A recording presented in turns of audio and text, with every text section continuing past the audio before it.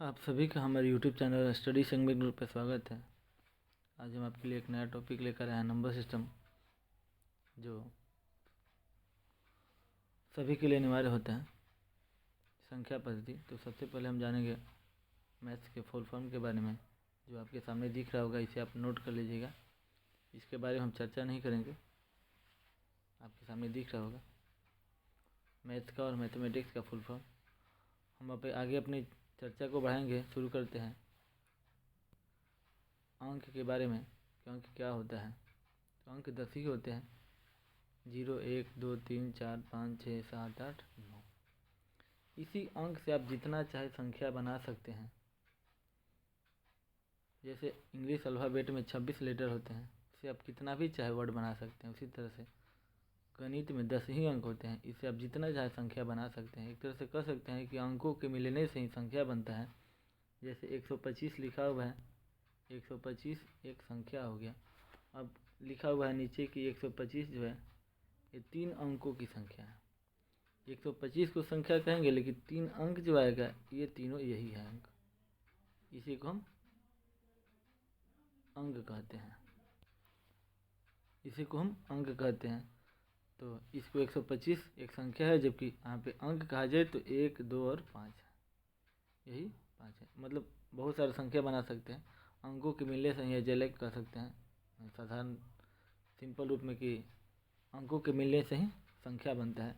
जैसे 345 एक संख्या हो गया, लेकिन 3, 4, 5 इसमें अलग अलग निकाल दिए तो ये अंक हो गया। इसको हम डिजिट कहते हैं।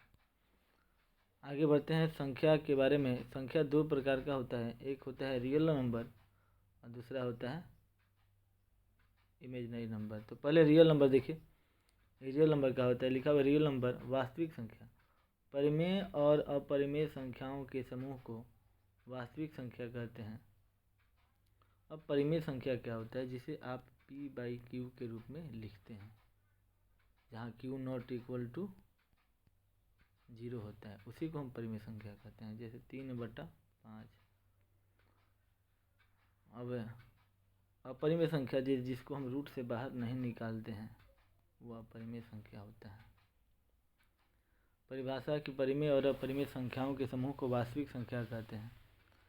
डेफिनेशन इंग्लिश में भी लिखा हुआ, इसको भी थोड़ा ध्यान रखिएगा। Real number can be defined as the union of both the rational and irrational number. It can be positive और नेगेटिव। अब जो वास्तविक संख्या होता है 2 प्रकार का होता है। पहला पॉजिटिव। तो पॉजिटिव सिंपल है, सिंपल ऐसे समझिए कि संख्या आगे का कोई चिन्ह हो तो उसको हम क्या कहते हैं? पॉजिटिव कहते हैं। क्योंकि कभी भी आप कोई संख्या लिखते हैं, इसके आगे कोई चिन्ह हो तो मान लिया जाता है इसके आगे प्लस का चिन्ह है। इसको हम वास्तविक धनात्मक वास्तविक पूर्णांक कहते हैं, इसको हम धनात्मक कहेंगे। जिस वास्तविक संख्या का मान धनात्मक हो उस संख्या को वास्तविक धनात्मक संख्या कहते हैं। और ऋणात्मक में इसको हम माइनस लगा देंगे तो ऋणात्मक, यानी जिस वास्तविक संख्या का मान ऋणात्मक हो उस संख्या को वास्तविक ऋणात्मक संख्या कहते हैं। कुछ नहीं करना है, वास्तविक धनात्मक में कोई चिन्ह नहीं रहेगा और ऋणात्मक में माइनस के चिन्ह लगा देंगे।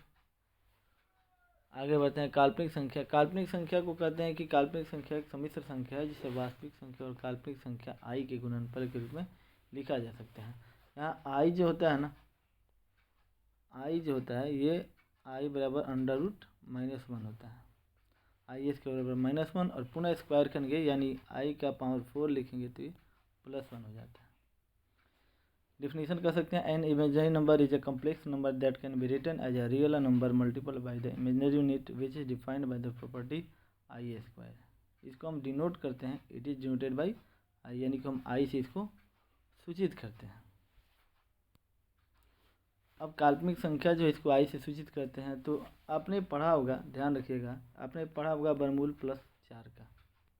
+4 का वर्गमूल गुणनखंड करेंगे, 2 × 2 1 निकाल देंगे, वर्गमूल हो जाएगा। एक वर्गमूल निकालेंगे 2 हो जाएगा। लेकिन यहाँ पे वर्गमूल निकालना है माइनस का, तब कैसे निकालेंगे? √-25। आप इसे लिख सकते हैं 5 × 5 × -1। अब 1 निकाल देंगे, ये -1 हो जाएगा। इसी -1 को हम i लिखते हैं, इसी माइनस को हम i लिखते हैं। यही होता है इमेजिनरी नंबर।